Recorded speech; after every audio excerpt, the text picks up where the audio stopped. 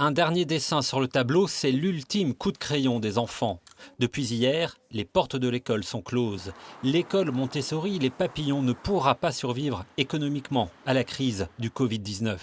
Le budget annuel de 250 000 € est déjà dans le rouge, avec un déficit de plusieurs dizaines de milliers d'euros.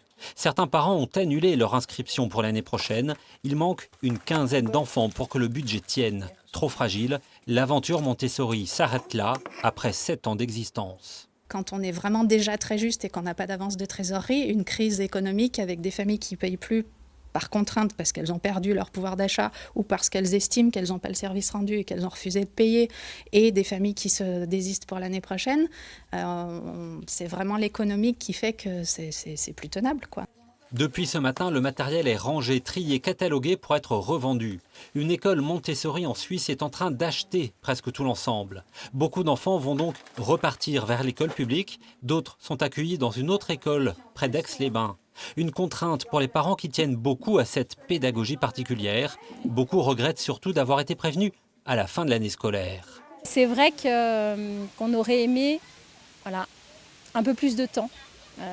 Et que c'est vrai qu'on sortait tous du confinement. Donc le confinement, plus ces nouvelles-là, ça a été difficile à gérer. Un projet est à l'étude pour une nouvelle école Montessori à Chambéry, élaborée par des parents, mais cela prendra beaucoup de temps, peut-être une année.